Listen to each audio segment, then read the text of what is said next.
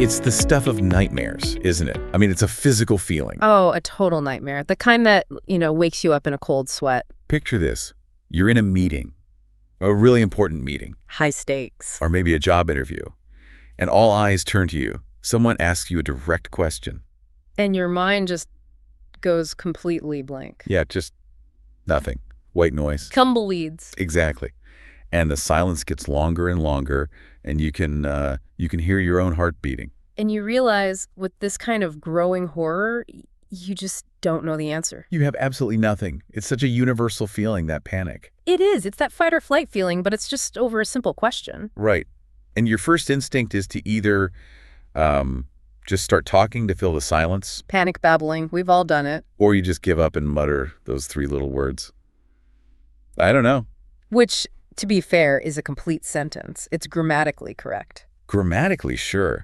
But in a professional setting, or even just a social one, it can feel like a complete disaster. It can sound like you're saying, I'm not prepared, or worse, I don't care. And that is exactly what we are going to talk about today. We're doing a deep dive into the phrase, I don't know. We're going to build a toolkit. The goal is to help you move from that panicked, I don't know, to, something more confident and fluent. And it's important to say this right at the start. We are not teaching you how to lie or to fake it. No, absolutely not. The goal isn't to bluff. It's to be honest while still showing that you are credible and resourceful. So if you've ever frozen up when you've been put on the spot, this deep dive is for you. Let's jump in. Okay, so let's start with the easy situations, casual social settings with your friends. Right, because even with friends, just saying a flat, I don't know, can sometimes, kill the conversation. It's a conversation somber. It really is. It's like a dead end. So native speakers have all these other ways to say it, and you almost never hear someone clearly say, I do not know. No, that sounds very robotic. It does. In casual speech, you're much more likely to hear the contraction. I don't know. I don't know. It's Yeah. softer, more relaxed. It's something you say, but you would never write it in a professional email. Definitely not. So that's for speaking only. What if you want to emphasize that you really have no information? That's when we get into idioms. Fun little phrases like beats me. Beats me.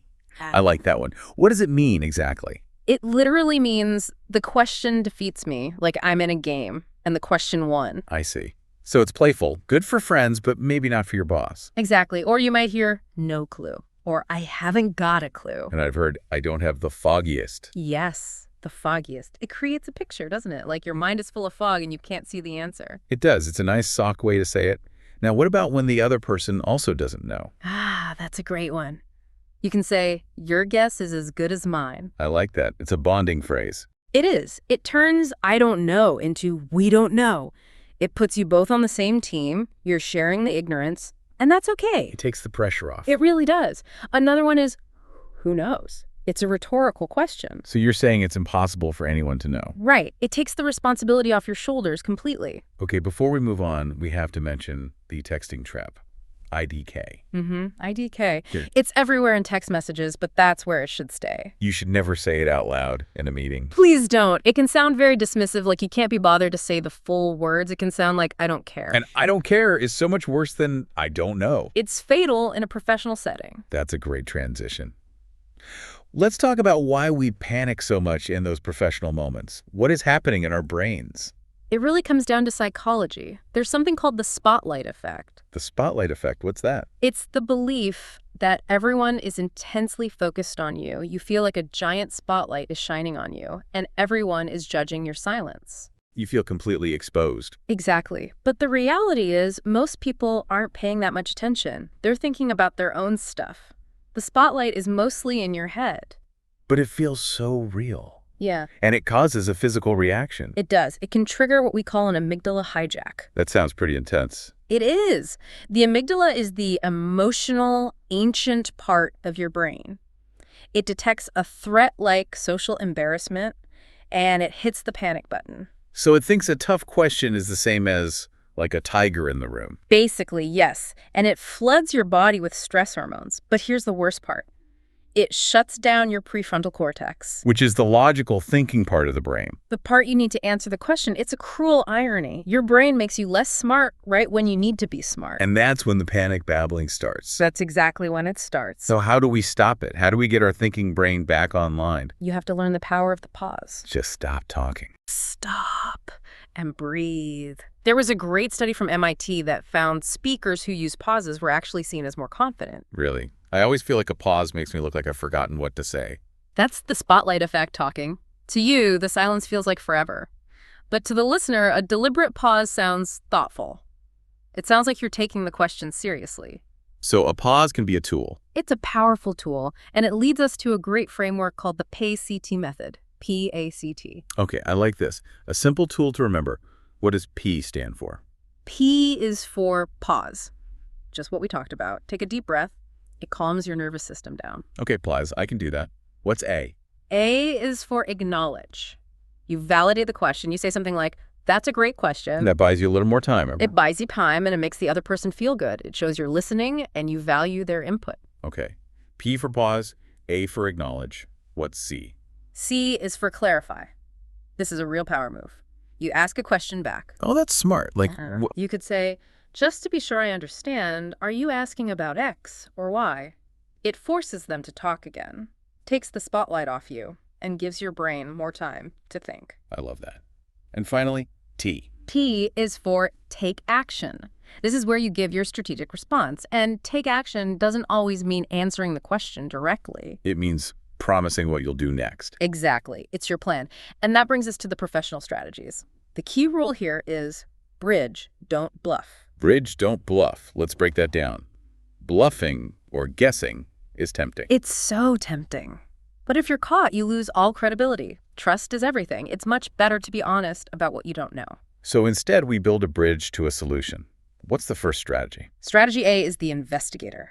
This is the classic, I will find out for you. But you can't just say that. It sounds a bit weak. You're right. You have to be specific. Don't say, I'll get back to you. Say, I don't have that information right now, but I will find out and email you by the end of the day. The specific deadline is what makes it powerful. Yes.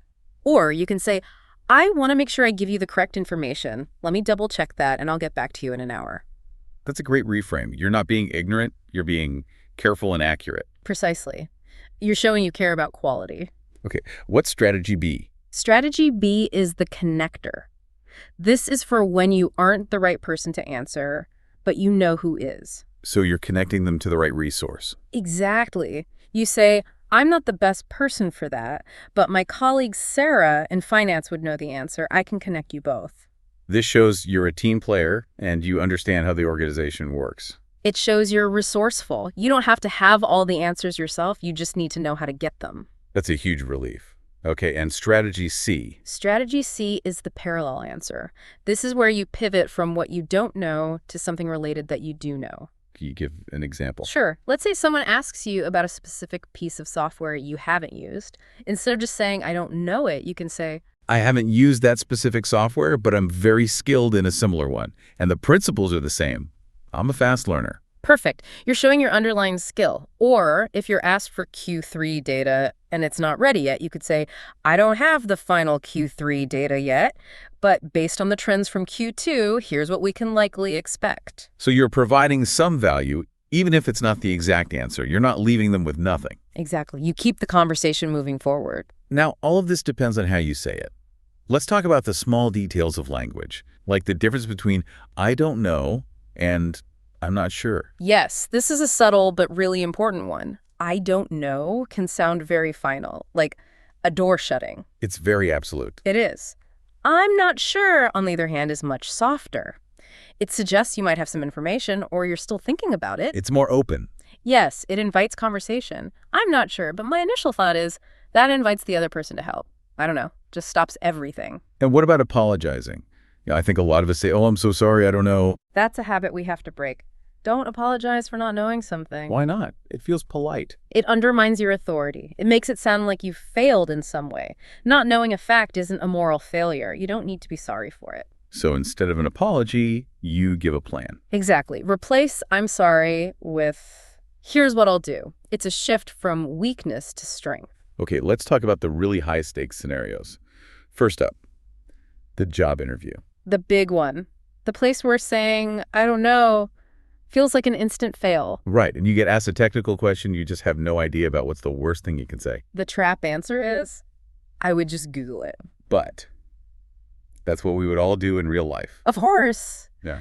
But in an interview, it's a lazy answer. It doesn't show them how you think.